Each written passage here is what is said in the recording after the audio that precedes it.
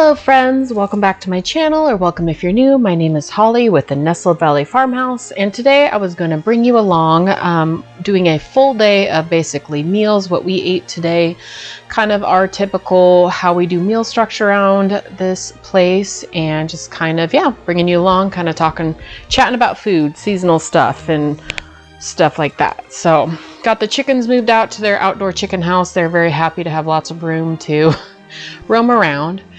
So it is spring break this week, so you're going to see a few more of my kiddos in view. They are home this week, and so I thought it'd be kind of fun. Today is kind of one of my more, I guess, I'm going to be cooking pretty much from scratch today, and I did want to talk a little bit about that, kind of the ebbs and flows. And as much as I want to be a full-time from scratch cooking mom, that is just not always reality for me. The truth is, right now, when we are in the thick of Little League season, it's just not really working out the way I would hope that.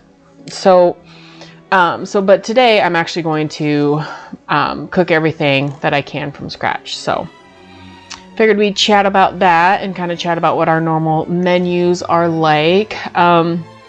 I think it was actually last June that I started using my monthly meal menus, and I actually remember it was a conversation I had with my sister, and I don't remember what it was, but I was stressed out about food, about what I was going to feed the kids, just feeling really overwhelmed. And I am a very routine person. It's how I handle kind of I say that I'm like a high functioning anxious person. It seems like ever since I had kids, like I've had struggles with postpartum and just regular anxiety, and then depression, of course. And so for me, like having cut and dry routines, ways for my kids to, like, for me to know what I'm doing for the day, and kind of cutting out a lot of that guesswork, really is helpful. So this morning we're having good old-fashioned pancakes. Normally I'll do chocolate chip pancakes for the kids just for an extra treat, but today we just did regular pancakes because it was right after Easter and they still had a ton of Easter candy and they're just so sugared up. So we just kind of kept it as, how do I put it delicately, as like non-sugary as possible this week.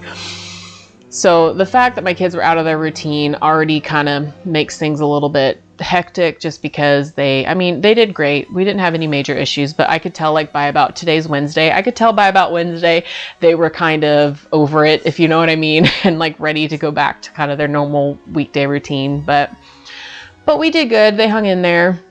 The weather was kind of chilly. It was kind of colder than I wanted it to be, so I was kind of bummed about that. So I didn't get outside as much as we wanted because the weather was kind of all over the place.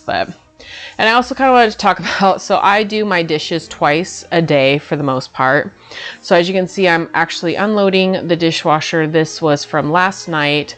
Kind of the pattern that has worked for me. And I know some people, like, they want their kitchen closed for the evening. And as much as I love that idea, right now in the season of life, by the time dinner's done, I am just exhausted. My husband comes home from work, and of course he works hard, and so he's tired. And honestly, I just want to just sit and chat and hang out with him. And normally it's like he gets home around 6-ish, I guess, between 5:30 and 6, depending.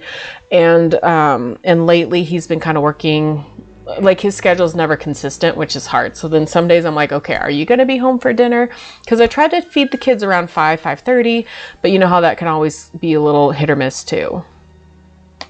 So I started doing the dishes like first thing in the morning, and that has really helped. And then of course I'm doing a quick tidy in the living room.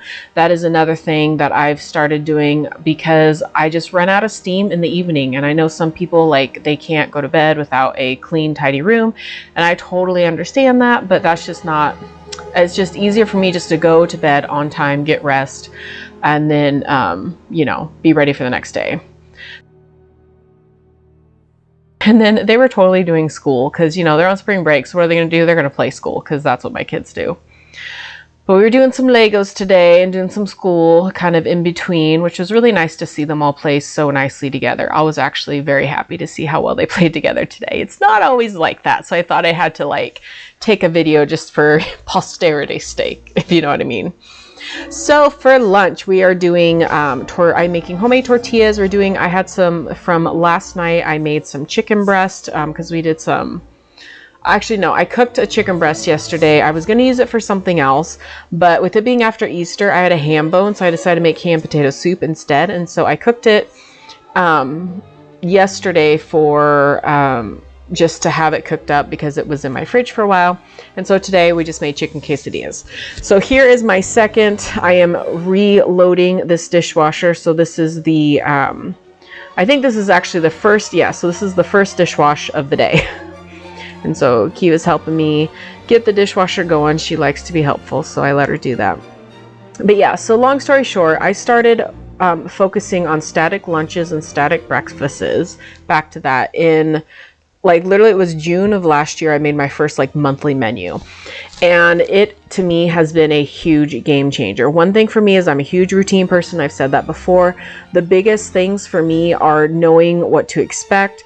And so when I have static breakfasts and lunches, it just makes things easier. I don't know about you, but my kids are all like, they just eat the same things. I have, you know, and they are very picky eaters, which is very frustrating. And I've even had like, we've talked to pediatricians about it, and they're like, oh, well, they won't eat when they're hungry. Just, you know, whatever. Or just, you know, they'll eat when they're hungry was kind of the response we got. And we have found that like they will go, or yeah, they said that they will not go to bed hungry. And my kids absolutely will go to bed hungry, or they will be in the pantry, like digging out snacks and stuff. And I just couldn't handle it. So the static breakfasts and lunches that I know my kids will eat.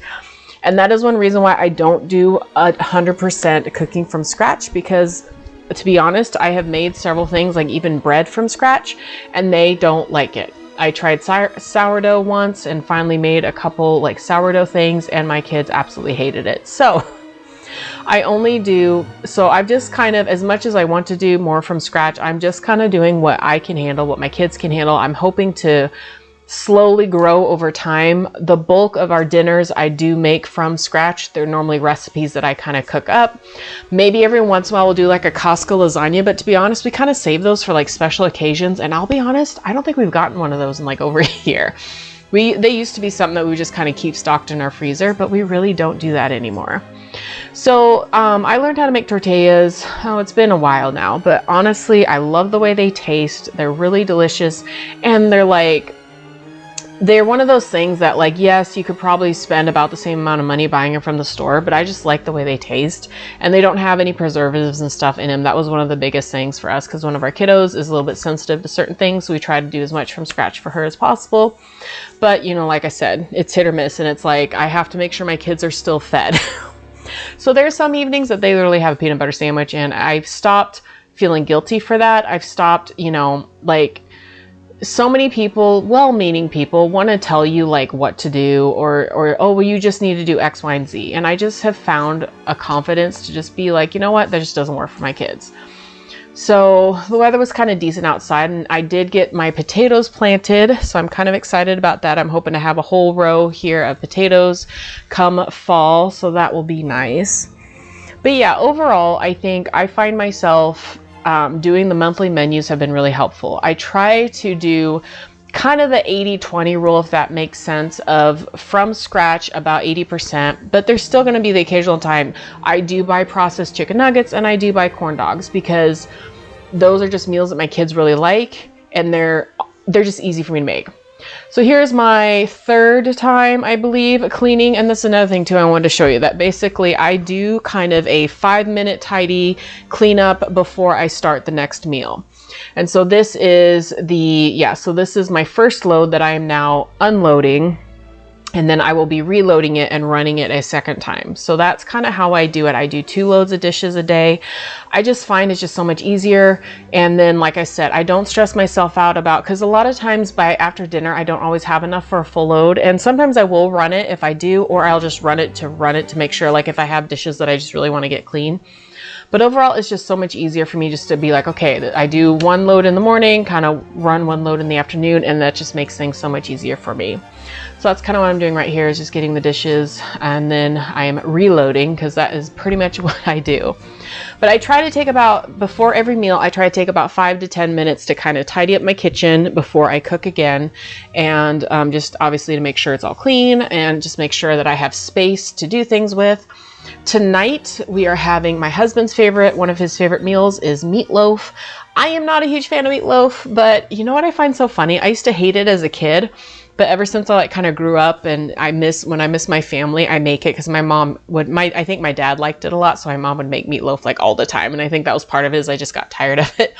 So now every time we have it, I kind of get a little bit nostalgic. I'm like, oh, it reminds me of when I was a kid, you know? So I find myself a little bit kind of excited to make some tonight. So I'm using my mom's recipe, super simple. I'm actually using elk meat today because we still have some elk meat from the elk, from my husband and his friends hunted an elk this last fall. And so, yeah, so we're having elk meatloaf, which it actually turned out delicious, and I'm probably going to do it again. But super simple recipe. So it's basically 2 pounds of meat, 2 eggs, I think it's like a 1/4 cup of water, a 3/4 cup breadcrumbs, 2/3 cup ketchup, and then 1 package of Lipton onion soup mix. It is super simple. I can leave the recipe below if you want. And it makes a delicious meatloaf. I don't put any, some people put like a sauce on top. We don't do that. We literally just, everything just kind of gets mixed in. I feel like this recipe is probably something that my mom was one of those, like she kind of learned and just kind of made it how she liked it. And that was just how it was going to be, because that's what it feels like she does. So I feel like, yeah, so every time I make it, I think of my childhood and stuff, and it kind of makes me all warm and fuzzy inside. So yeah, so you mix it all, and you just basically mix it all together. And one thing that I like, so I always have Lipton onion soup on hand. I always have breadcrumbs because my breadcrumbs, like I use it for a lot of different things. And yes, I was like, I need to get my apron out because I knew it was going to get messy. So you just kind of mix it all up like it's, you know, I a lot of times use my hands, but I decided to use a spoon this time. But then I pour it out into 9x13, and then you bake it at 350 for an hour to an hour and 5 minutes, depending, to make sure it's down the middle. I just kind of gently shape it into this silly little loaf. And then we always eat it with like mashed potatoes, and normally we eat it with canned green beans, but I actually had a ton of like canned corn, and my husband and my kids will eat corn. And then of course the chickens will eat whatever corn we don't eat that evening. So I decided to get out a couple cans of corn to have that instead. So I like to keep our dinners pretty simple. I don't do a whole lot of elaborate things. We're not super, I'm trying to branch out more into like more fruits and vegetables that are like seasonal, but sometimes like my kids, like I said, they're so picky. So just kind of stick with what we know they like. I mean, eventually I will branch out more, but right now that's just kind of what we're doing. It's just easier for me to, you know, handle it that way. So just some simple mashed potatoes, cut them up, throw them in the pot, boil them, and then mash them. And then I add a little milk and butter, of course, when I'm mashing them up, and they always turn out delicious. And then I actually do garlic salt. So that's the finished meatloaf. It looks so good, and it tasted amazing. And most of my kids ate it, which was really nice. So thank you guys so much for watching, and I will see you all in the next video. Bye-bye.